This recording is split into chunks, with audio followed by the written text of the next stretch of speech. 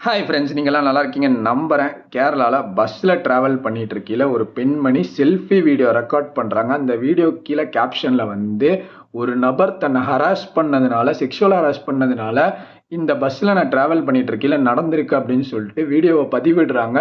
மிகப்பெரிய அளவுக்கு வைரல் ஆகுது. அந்த வீடியோ வந்து பார்த்தீங்கன்னா, யார் அந்த நபர்னா தீபக்னு சொல்லிட்டு 42 வயசு நபர், கண்ணூர் டிஸ்ட்ரிக்ட்ல வசிச்சுட்டு இருக்காரு கேரளாவில். மேற்கொண்டு இந்த நபர் வந்து பார்த்தீங்கன்னா ஒரு டெக்ஸ்டைல் இண்டஸ்ட்ரியில ஒர்க் பண்ணக்கூடிய நபராக இருந்துட்டு இருக்காங்க. யார் இந்த பதிவிட்ட பெண்மணின்னு வந்து பார்த்தீங்கன்னா, இவங்க ஒரு சைக்காலஜிஸ்டாக இருக்காங்க. இவங்களோட சோஷியல் மீடியா இன்ஸ்டாகிராம் பக்கத்தில் வந்து பார்த்தீங்கன்னா ஒரு 10,000க்கும் மேற்பட்ட ஃபாலோவர்ஸ் இருந்துட்டு இருக்காங்க. இந்த சம்பவம் எப்போ நடந்ததுன்னு பார்த்தீங்கன்னா, ஃப்ரைடே ஜனவரி 16 அன்னைக்கு நடந்திருக்கு. சேம் பஸ்ல கூட்டமாக தான் இருந்துட்டு இருக்கு. இந்த வீடியோவை இந்த பெண்மணி ரெக்கார்ட் பண்ணி இதுக்கான கேப்ஷன்ஸ் எல்லாத்தையுமே பதிவிடுறாங்க. இந்த நபர் வரைக்குமே வந்து மிகப்பெரிய அளவுக்கு இந்த வீடியோ லைக்ஸ், ஷேர் எல்லாமே வருது.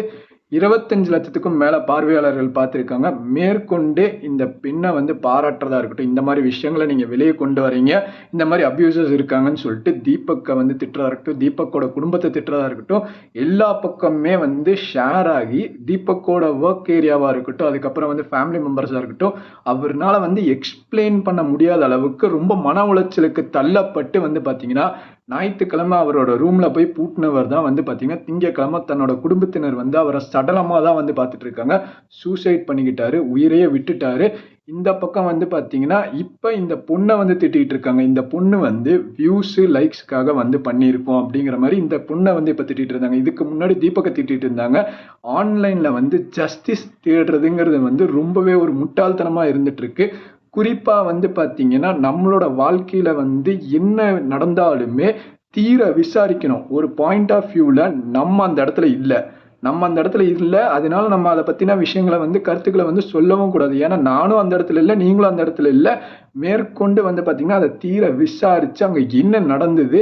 என்ன நடந்திருக்கு? என்னெல்லாம் நடந்திருக்கறதுக்கான வாய்ப்புகள் இருந்துட்டு இருக்கு அப்படின்னு தீர விசாரிச்சு, அதுக்கான தீர்ப்பு குடுக்கறதுக்கு தான் வந்து நீதிமன்றம் இருந்துட்டு இருக்கு.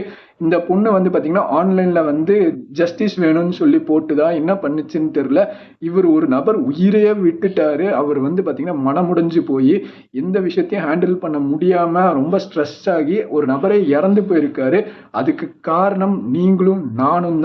ஏன்னா சோசியல் மீடியால நம்ம ஜஸ்டிஸ் தேடுறது ரொம்பவே பெரிய தப்பா இருந்துட்டு இருக்கு. குறிப்பா வந்து பாத்தீங்கன்னா, இதுக்கான பிளாட்ஃபார்ம் சோசியல் மீடியா கிடையாது. அதுக்கான கமெண்ட்ஸ் நம்ம சொல்ல முடியாது. இனி ஒரு தீபக் உருவாகாம நம்ம பார்த்துக்கணும். இத பத்தின கருத்துக்கள வந்து கீழ கமெண்ட்ஸ்ல சொல்லுங்க. ரொம்ப வருத்தத்தோட இந்த வீடியோ முடிச்சுக்கிறேன். Tata bye by.